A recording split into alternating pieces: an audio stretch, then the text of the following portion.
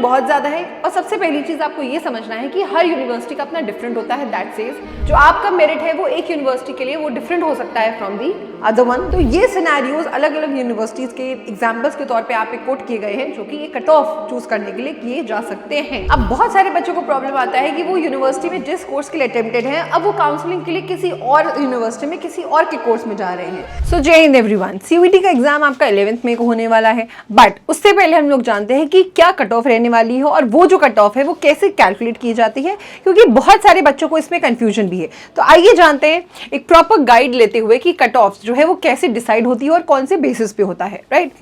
सो एक एग्जाम्पल लेते हैं कि सीयूईटी का जो मेरिट है वो कैलकुलेट कौन से स्टैंडर्ड्स या कौन से बेसिस पे होता है।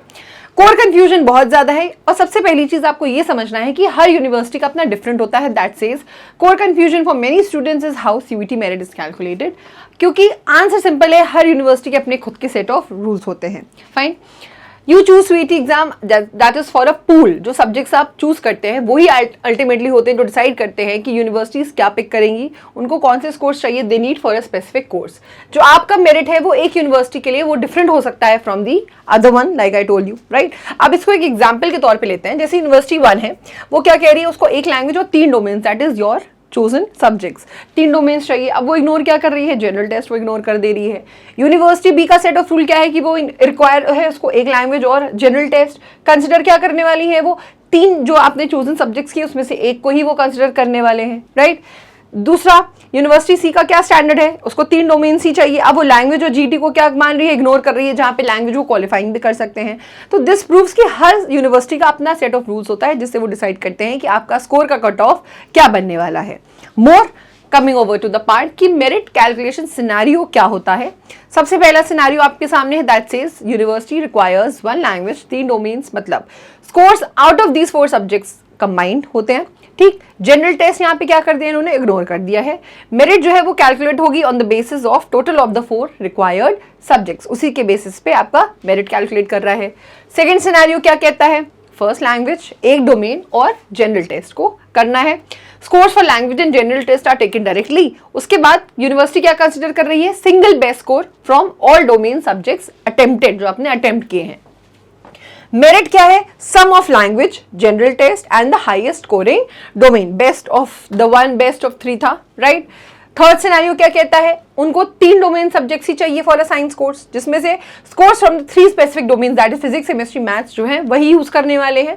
लैंग्वेज और जीटी वो क्या है, वो इग्नोर कर दिया है मेरिट के फॉर्म पे, सिर्फ क्वालिफाइंग के तौर पे आपने लैंग्वेज को रखा है, दैट इज मिनिमम 30% मार्क्स। तो ये सिनेरियोज अलग अलग यूनिवर्सिटीज के एग्जाम्पल्स के तौर पर आप पे कोट किए गए हैं जो कि ये कट ऑफ चूज करने के लिए किए जा सकते हैं।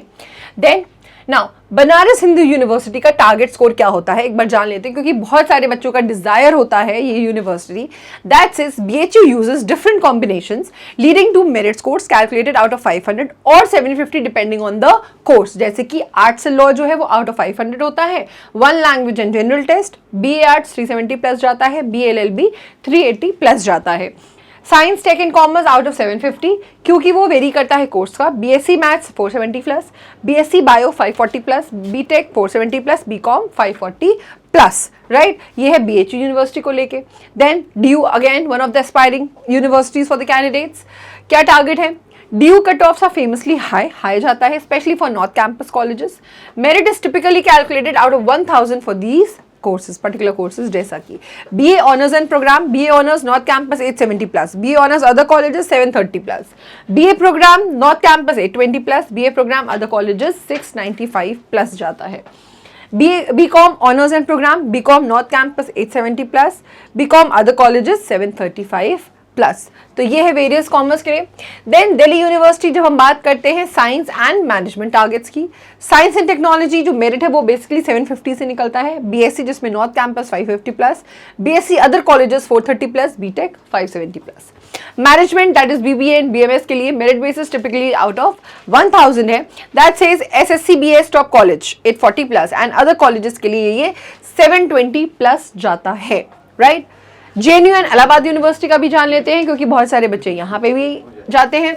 Jawaharlal university that requires foreign language courses at an undergraduate level. Merit जो होती है वो on the basis of 1 language and general test होती है, जो कि आउट ऑफ 500 होती है, जिसका टारगेट स्कोर रहता है 350 plus. Allahabad university target score जो है वो पॉपुलर कोर्सेज के कुछ ऐसे हैं, that is BA 480 plus, BLLB 560 plus, BCom 460 plus, BSc maths 450 plus. ये है टारगेट स्कोर जिसको आपको ध्यान में देना है, क्योंकि अब how to find other university cut off, अब आपको कैसे फाइंड आउट करना है बाकी सारी यूनिवर्सिटी का भी।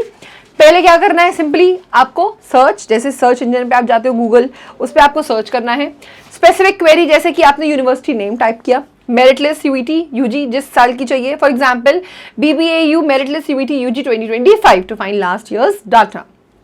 ऑफिशियल सोर्स से ही देखिएगा, ठीक है, बहुत अदर सोर्सेज आपको मिलते हैं। Look for a PDF document on the universities official website. उसके बाद एनालाइज करिए लिस्ट को और अपना स्कोर फाइंड आउट करिए। Open the PDF, search for your desired course and admission category, जो भी है जनरल, OBC एक्सेट्रा, ताकि आपको लास्ट रैंक और स्कोर एडमिटेड दिख जाए।